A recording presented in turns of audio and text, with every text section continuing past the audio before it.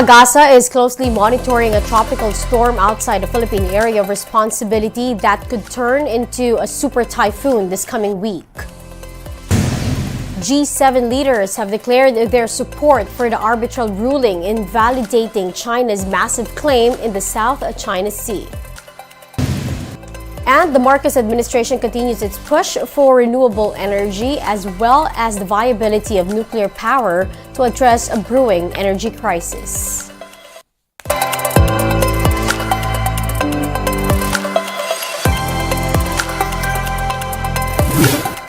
Fast, focused, and fearless. Here's everything you need to know to jumpstart your weekend. I'm Riza Diaz.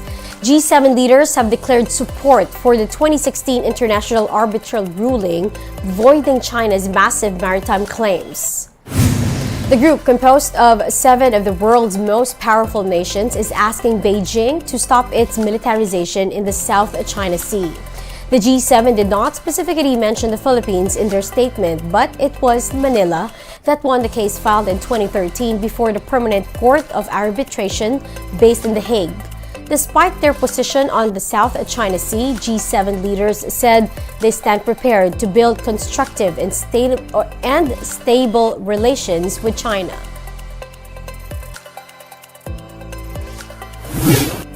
Pagasa is monitoring a tropical storm outside the Philippine area of responsibility that could possibly turn into a super typhoon this coming week. The tropical storm with international name Mawar was monitored some 2,500 kilometers east of northern Mindanao. The tropical storm is embedded in the intertropical convergence zone and could get stronger as it moves over the Pacific Ocean. It may develop into a typhoon or a super typhoon within the next week. It could also enter the Philippine area of responsibility next weekend. Once it does, it will be given the local name Betty. Now let's get more information on the possible super typhoon outside of the Philippine area of responsibility. We have with us this morning via Zoom, Pagasa weather specialist, Ma'am Veronica Torres. Good morning, Ma'am Veronica. Good morning, Ms. Rita, and to all of our audience. Ma'am, can you tell us, this super typhoon possibly that is still outside the Philippine area of responsibility, is this supposed to make landfall in our country? As of now, landfalling scenario is less likely. And although we are not ruling it out, although there is a possible chance of this tropical cyclone entering PAR maybe within Friday or within this weekend. So should it enter PAR, Ma'am Veronica, there is still, of course, a need to prepare for this. That's right. So if ever it enters PAR, there is also a chance that it will enhance southwest monsoon. So basically what will happen is more rainfall is expected more on the western part of the country. And the other areas that will be affected by this other than that you mentioned, Ma'am? So for now, basically we're not seeing any direct effect of this tropical cyclone to any part of our country. However, as this tropical cyclone may enhance the southwest monsoon, so those in the western part of the country, they should be more prepared for more rainfall for the upcoming days. What's the nature of this tropical storm, if ever, Ma'am Veronica? Is it going to bring us more rain or intensified wind? So basically, what we're expecting is more rainfall, and especially if it enhances southwest monsoon or habagat. So again, our timeline that we're looking at, this tropical storm may enter PAR. Did you say that correctly, over the weekend? And what's the weather going to look like, Ma'am, for the rest of the week? So for now, we're expecting, because as of now, this is still a tropical storm.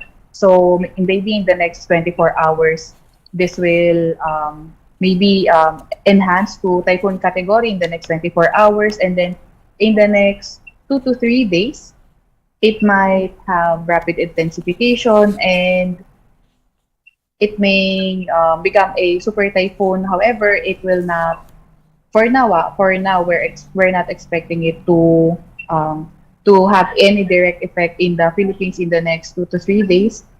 And for the weather for this weekend, or in the next few days, we're still expecting partly cloudy to cloudy skies with isolated rain showers and thunderstorm. However, when the tropical cyclone comes close to our country, we'll be closely monitoring it if there are changes in our weather. Well, thank you for sharing with us all those information. That's Pagasa Weather Specialist Veronica Torres. We'll be back with more stories after the break. Keep it here on One News.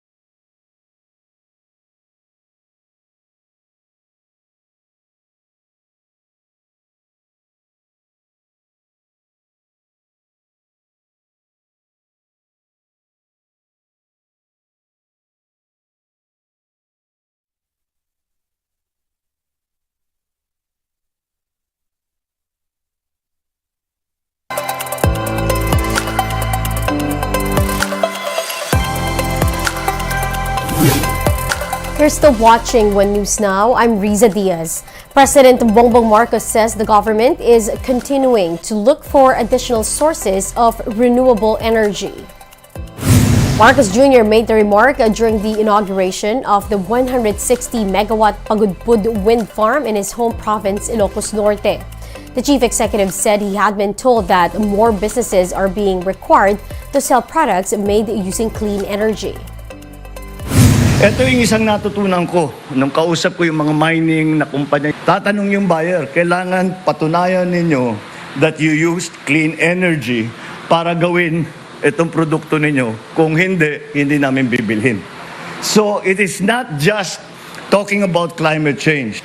It is also a practical matter. This is the way we do business today.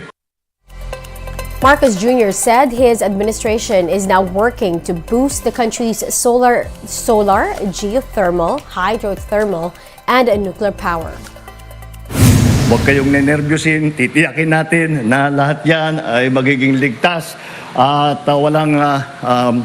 hindi maaari magkaroon ng mga yung naririnig natin, mga Fukushima, mga 3 Mile Island. That's old technology. That will not happen anymore.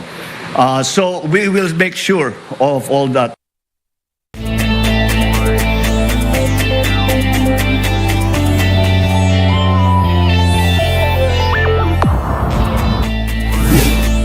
After helping complete Gilas Pilipinas' gold medal redemption in the 32nd Southeast Asian Games, Christian Stan Hardinger said or has announced that he will retire from his duties in the national team. The Barangay Ginebra big man shared the news in a social media post on Saturday, saying that his body could no longer withstand the strain from playing for both his team and in the PBA and for Gilas. Stan Hardinger said that this most recent gold medal finish is something he will cherish in his career. The 33-year-old Filipino-German workhorse also expressed his confidence that Gilas is in capable hands. Gilas assistant coach Tim Cohn shares the team's journey towards reclaiming the SEA Games gold. Here's a sneak peek of his conversation with Thought Leaders host Kathy Yang. I coached the team in the Southeast Asian Games 2019, and the competition wasn't very strong, and we walked over everybody. The closest game was like 30 points or 31 points. We beat everybody, destroyed everybody, and then afterwards everybody was like, "Congratulations, coach! Congratulations, coach!" And I felt a little bit, like jahe because you know, it was like anybody could have coached that team to do that. But this time around, 2023, the competition had really lifted, and it was really hard. And the conditions we went through, and in 2019, it was a home. We played here in Manila, so we had all of our familiar, you know, facilities, our home crowd, everything. But over there, it was a really difficult journey, and the conditions were tough. The teams had really elevated. The rules had changed, and there were more imports, and it was just really tough. So, you know, there's an old thing in coaching. You know, the tougher it is, the sweeter it is. And so this was really tough. It was really hard, but it was also really sweet once we finished it. So when people congratulate me, I'm like, yeah, I'll take that in now this time. Not like the last time. I was a little But bit you would have embarrassed been by it. jahe just the same if you came home here without the goal. Oh, we would have been not giant, but shamed. Yeah, definitely, we would have been shamed. But you know, again, the fact that we overcame all that we did, it was just a great character win, and those are my favorite kind of wins, or when you win through your character.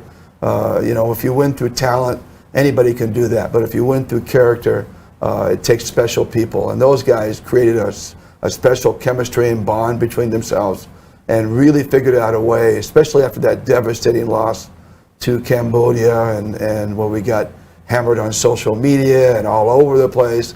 And but Coach Chot Reyes did just a tremendous job of keeping us together, you know, keeping us forward thinking, understanding that we weren't there to win every game. We were there, you know, our mission was to win a gold, and that loss didn't knock us away from the goal. It was a temporary setback for us. Yeah, the temporary setback generated a May 11 tweet from Manuel V. Pangilinan. He is the Chairman Emeritus of the Samahang Basketball ng Pilipinas, and he described it as a disgraceful defeat. But then, a few days later, and I had him on the show, who told me on this very same program that he is, quote, very happy to be proven wrong. Well, we're certainly happy to prove him wrong as well. Yeah, I mean, it wasn't just, obviously, Mr. Pangilinan. It was literally everybody that was upset. And that's just comes with the territory of being a national coach. Catch the full interview on Thought Leaders here on One News. And those are the top stories of the hour. Join us later at 9 in the morning as we continue to monitor the day's biggest stories. I'm Riza Diaz. We are One News.